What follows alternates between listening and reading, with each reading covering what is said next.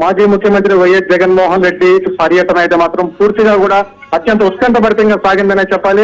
పూర్తిగా జైలు నుంచి ప్రసన్న కుమార్ రెడ్డి నివాసం వరకు చేరుతున్నటువంటి క్రమంలో పెద్ద ఎత్తున వైసీపీ శ్రేణులు అభిమానులు రోడ్డు బయటకి వచ్చేసిన పరిస్థితి ఉందని చెప్పాలి. ఏదైతే నల్లపరెడ్డి ప్రసన్న కుమార్ రెడ్డి నివాసం వద్ద అభిమానులు ముందుకు చొచ్చుకొచ్చిన ప్రయత్నంలో పోలీసులు కొంత అత్యుత్సాహం ప్రదర్శించారు. ఇక్కడ నల్లపరెడ్డి ప్రసన్న కుమార్ రెడ్డి రోడ్డుపై కూర్చొని బైఠాయించి నిరసన తెలియజేసిన పరిస్థితి కూడా ఉందని చెప్పాలి. ఏదేమైనప్పటికీ ఈ రోజు 5 కిలోమీటర్ల మేర అంటే జైలు నుంచి ఇక్కడ దాకా, జైలు నుంచి ప్రసన్న కుమార్ రెడ్డి నివాసం 5 కిలోమీటర్లు అయితే మాత్రం పూర్తిగా 1.5 అవర్ దాకా కూడా టైం పట్టిన పరిస్థితి, 1.5 అవర్ దాకా టైం పట్టిన పరిస్థితి అని చెప్పాలి. ఏది ఏమైనా ఇప్పుడు మరికొద్ది సేపట్లో మాజీ ముఖ్యమంత్రి వైఎస్ జగన్మోహన్ రెడ్డి మీడియా ముందుకైతే రాబోతున్నారు.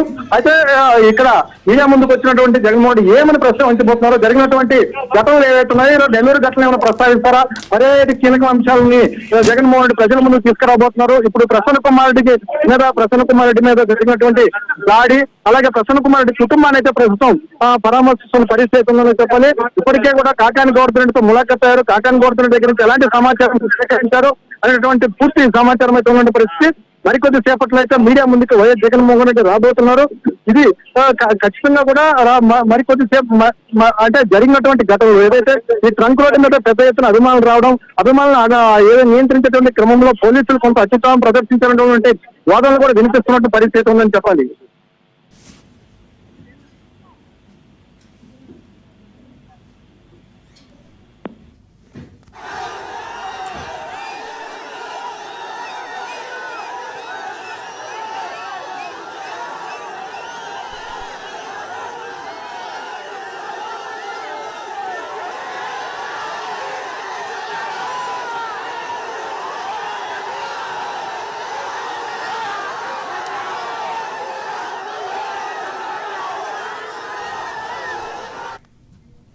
వైసీపీ అధినేత జగన్ నెల్లూరులోని నల్లపురెడ్డి నివాసానికి చేరుకున్నారు. వారి కుటుంబ సభ్యులను పరామర్శిస్తున్నారు. జగన్ రాకతో నల్లపురెడ్డి నివాసానికి వైసీపీ శ్రేణులు భారీగా చేరుకున్నారు.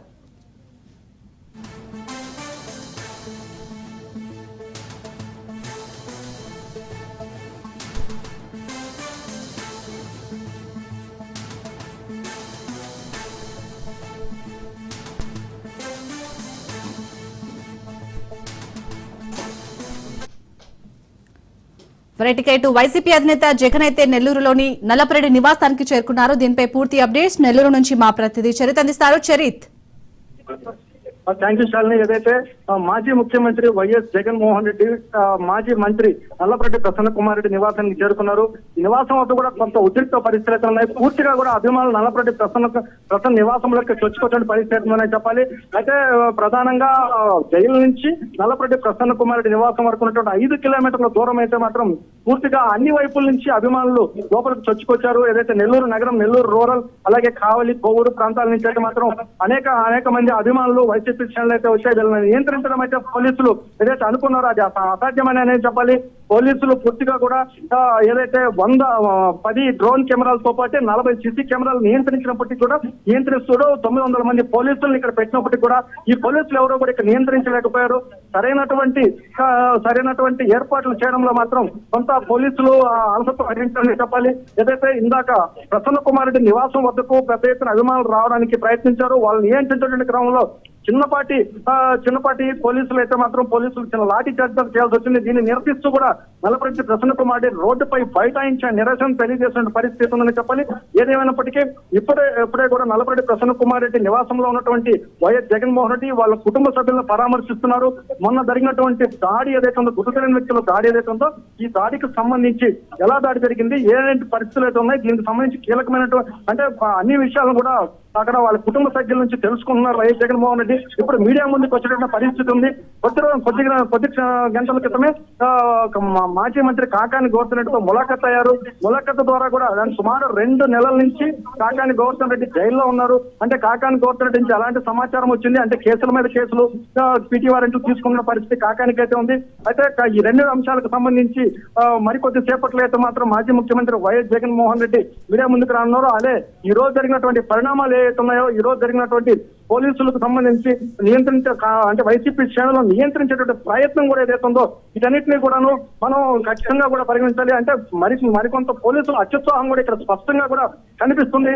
ఏదైతే ఎస్పీ దామోదర్ ఏదైతే ఇన్ఛార్జ్ ఎస్పీ దామోదర్ ఉన్నారో ఇన్ఛార్జ్ ఎస్పీ దామోదర్ కూడా కొంత వివక్షపూరితంగా వ్యవహరించిన మీడియా ప్రతినిధుల పట్ల కొంత దురుసుగా కూడా ప్రవర్తించారు. కొందరు మహిళా కార్యకర్తలు కూడా చిన్నచాటి గాయాలు కూడా అయినటువంటి గాయాలైనట్టు కూడా మనకి సమాచారం అయితే అందుతున్నట్టు పరిస్థితి ఉందని చెప్పాలి.